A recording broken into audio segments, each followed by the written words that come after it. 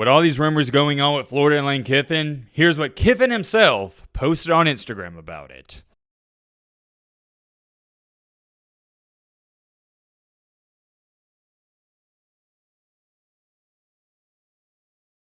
Ladies and gentlemen, boys and girls, hope all of you having a great end to a week. Hope all of you having a great Friday. If not, hope this video can make it a little bit better. And man, oh man, I guess it's that time of the year where Lane Kiffin, he starts surfacing in all these new head coaching rumors. It has been a wild past 7 days in the college football world. I think we can all agree on that. For starters, you got James Franklin getting fired. Then you got Kurt Sinetti only a couple days ago. Or no, wait. That was yesterday, wasn't it? Yeah, he got the $93 million doubloon deal with Indiana. Clap it up to him. Congratulations, my man. You also got the news that we already talked about on this channel. Be on the lookout for it. I told you a few days ago, I believe either on Tuesday or Wednesday, Billy Napier, according to all the sources I've talked to, he's getting fired on Sunday, even if he wins the game against Mississippi State. So you now have people talking about who's going to take his job there. There's still speculation. Is Matt Rule going to leave Nebraska? It is a crap show in the college football world, and I love it. I'm not going to act like I don't. It creates an endless amount of topics for us guys, and that's a win-win. We get to produce a bunch of content, and you guys enjoy watching it. Or at least I think you do. Maybe you don't, and we're still going to talk about Penn State whenever we get updates on that. For now, at least, we got to talk about something that I've had a ton of you guys send me within the past 24 to 48 hours, and I've been watching it closely. These rumors have gotten leaked out so much that Florida fans, they even know, all right, Billy Napier's gone, so let's start looking at new candidates. And the one guy everybody's pointing their finger at is the good old Lane train, a.k.a. Lane Kiffin at Ole Miss. It's looking like that's who they want. Let me say that again. It's looking like that's who they want. That doesn't mean you're going to get them.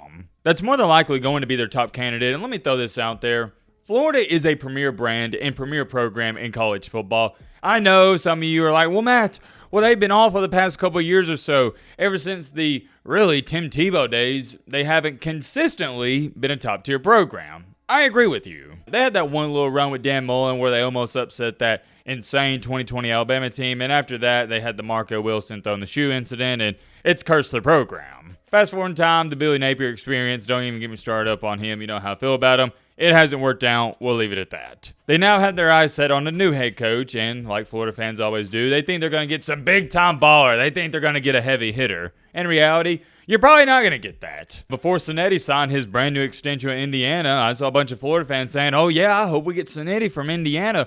For sure, he'd leave Indiana to come to a top dog like Florida. Well, now, that's out the window. The only other really great candidate left is Lane Kiffin. That's about it. Kiffin is the last big name available, and I don't think Florida wants to go down a route again where you try to find some new up-and-coming like a Billy Napier. They want a guy who's already established, but here's the problem with that.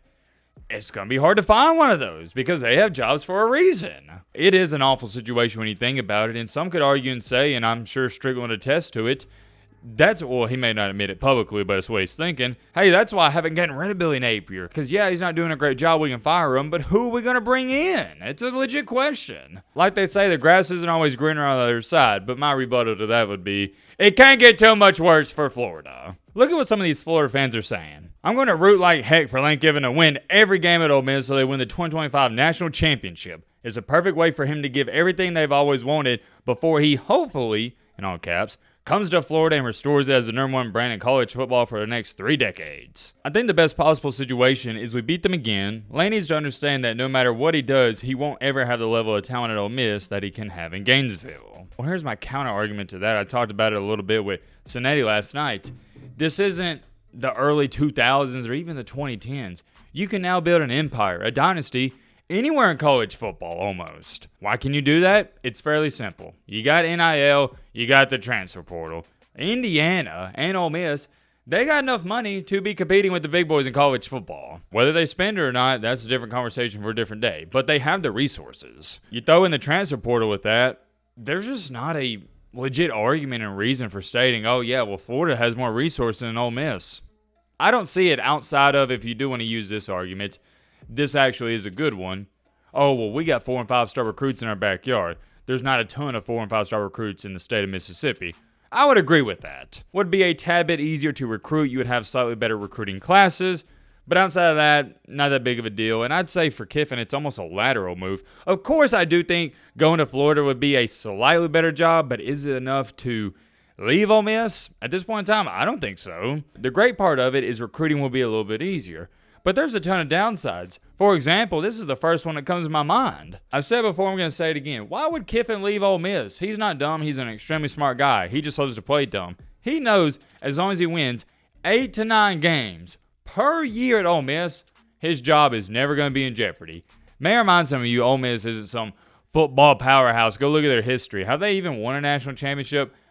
I don't know. Maybe they have. I can't remember. But for the longest, they were barely making bowl games. They're pretty content with Kiffin winning around 8, 9 games per year, and if they can occasionally sneak into a playoff, maybe once every 7, 8 years, they'll be cool with them. With Florida, completely different story. You win 8 to 9 games per year there, you're eventually going to get canned. Before I go any farther, I'm just going to cut myself off there, because what I'm talking about is gibberish. It's not important. I don't know why Florida fans think they're getting Kiffin in the first place. You're not getting him in the conversation. And that's why I'm making this video.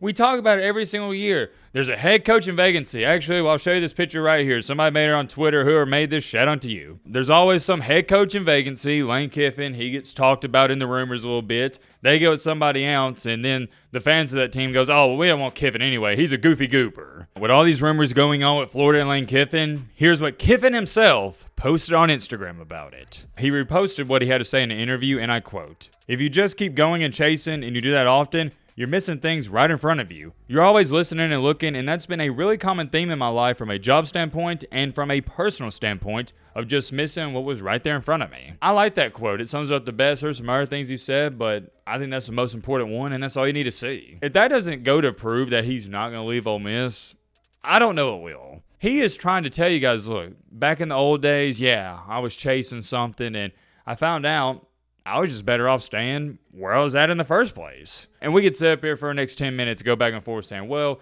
here's the benefits of staying at Florida. Here's the benefits of staying at Ole Miss. I think it'd be better at Florida because of this. I think it'd be better at Ole Miss because of this.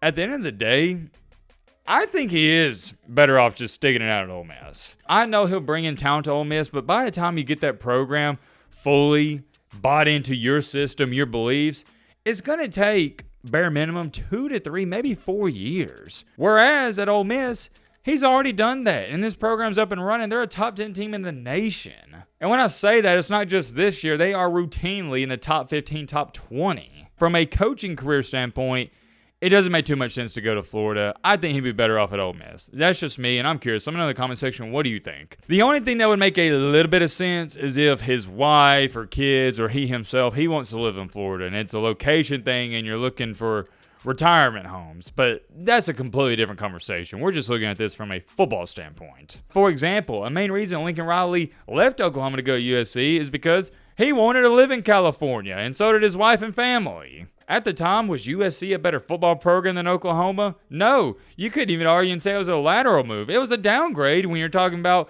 the football part of it. But this wasn't just a football thing for Riley. It was a family situation, and I understand it. But with Kiffin, I don't get the sense of vibes that, you know, he really wants to live in Florida, or at least he hasn't said that publicly, so I'm not going to assume anything. I think he likes Ole Miss. I like it too. It's a pretty chill job. I don't think he's going anywhere anytime soon. I'm curious. Let me know your thoughts down below. But